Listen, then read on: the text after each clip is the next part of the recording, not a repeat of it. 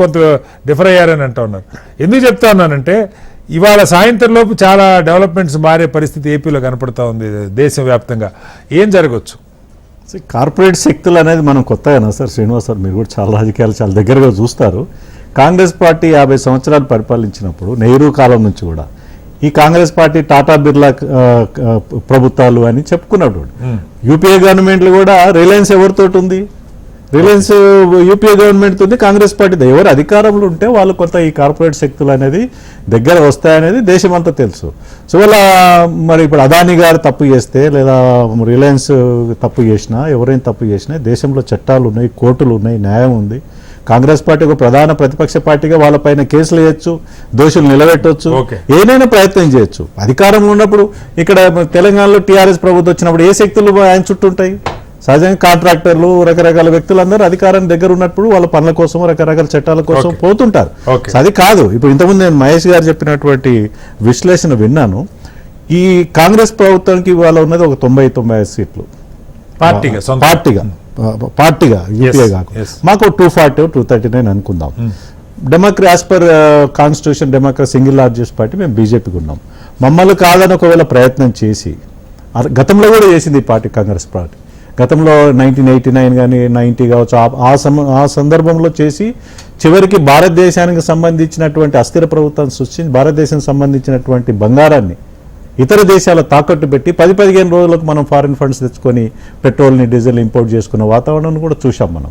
సరే, అదృష్టం మాంది పివి గారు ప్రధానమంత్రి కావడము, మన్మోహన్ సింగ్ గారు కావడం, కొంత రిఫార్మ్స్, ఎకనామిక్ రిఫార్మ్స్, ప్రైవేటైజేషన్ వాళ్ళే తీసుకొచ్చారు కదా, మేము కాదు కదా. సో దాన్ని కొనసాగించబడుతుంది, గ్లోబలైజేషన్ కానీ ప్రైవేటైజేషన్. సో మళ్ళీ ఒక అస్థిర ప్రభుత్వాన్ని సృష్టించే ప్రయత్నం చేస్తే దేశంలో ప్రజలు ఒకవైపు ఒక గ్రూప్కి ఇచ్చారు మెజారిటీ, ఎన్డీఏ మాతో ఉన్న వాళ్ళ గ్రూప్కి, ఎన్డీఏకి మాకు మెజారిటీ ఇచ్చారా లేదా? ఇంకా 20 సీట్లు, ఇప్పుడు 19 సీట్లే ఉంది. అదే సార్, లాస్ట్ వరకు కూటమి విచ్ఛిన్నం చేస్తే, కూటమి ఎవరు విచ్ఛిన్న, మా కూటమి ఉంది, ఎవరు విచ్ఛిన్న ప్రయత్నం చేస్తున్నారు? కాంగ్రెస్ వాళ్ళు చేస్తున్నారు. కాంగ్రెస్ వాళ్ళు చేసి ఒక అస్థిర ప్రభుత్వాన్ని తీసుకురావాలని దేశంలో చూస్తున్నారు. అస్థిర ప్రభుత్వాన్ని తీసుకొస్తే ఏమైతే దేశంలో గతంలో అనుభవాలు ఉన్నాయి. మీ కూటమి కూడా ఇప్పుడు మీ కూటమిలో మీకు మెజారిటీ లేనప్పుడు రేపు ఇదే జరగదని ఏమో సార్. రేపు ఎవరైనా డిమాండ్ చేస్తారు. బీజేపీకి సొంతంగా మెజారిటీ రావట్లేదు స్పష్టం, అంతవరకు మనకి ఇప్పుడు దాదాపు ఆల్మోస్ట్ మధ్యాహ్నం అయిపోయింది. ఇంకా పెద్దగా మారే ఒక 40-50 స్థానాలు బీజేపీకి పెరిగే పరిస్థితి కనపట్ల. సో మీదైనా కూటమే, వాళ్ళదైనా కూటమే. మీరైనా ప్రతిపక్షాల మీద, ఇతర పక్షాల మీద డిపెండ్ కావాలి, వాళ్ళైనా డిపెండ్ కావాలి. సార్ మేము ఇద్దరి మీద డిపెండ్ అవుతాం. చంద్రబాబు నాయుడు గారు, నితీష్ గారు అనుకుందాం. వాళ్ళు 10 మంది మీద డిపెండ్ కావాలి కదా. ఎస్పీ ఉంది, టీఎంసీ ఉంది, డిఎంకే ఉంది, రేపు ఇంకా మా వాళ్ళని లాక్కుంటే ఇంకా 10 గ్రూపుల మీద కలవర కంపెనీ దేశంలో ప్రభుత్వాన్ని సృష్టిస్తే ఏం జరుగుతుంది దేశంలో? ప్రజలు వచ్చేస్తారు అట్లాంటిది. ఒకసారి మళ్ళీ మీ దగ్గరికి వస్తాను సార్ విఠల్ గారు. రవికుమార్ గారు, రవికుమార్ గారితో మాట్లాడే ముందు డిబేట్లో మరో చిన్న విరామం.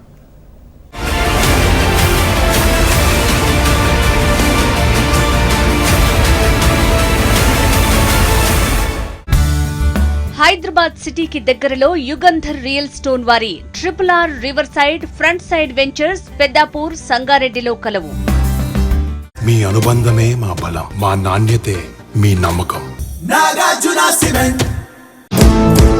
యంగ్ డైనమిక్ లీడర్ మరియు ఎంటర్ప్రెన్యూర్ మిస్టర్ అరవింద్ అరసవెల్లి గారికి పుట్టినరోజు శుభాకాంక్షలు. ఇట్లు టీమ్ ఎక్సలా ఎడ్యుకేషన్ గ్రూప్. అజరామరమైన అమరావతి కృష్ణా నదీ పరివాహక ప్రాంతం పెదపరిమి, తాడికొండలలో సన్ సిటీ ప్రాజెక్ట్స్ వారి ఏపీసీఆర్డీఏ అప్రూవల్ తో ది క్యాపిటల్ మరియు ది ఐకాన్ ప్రాజెక్ట్స్ లో ఓపెన్ ప్లాట్లు, విల్లాస్, ఇండిపెండెంట్ హౌసెస్ బుకింగ్స్ ప్రారంభం.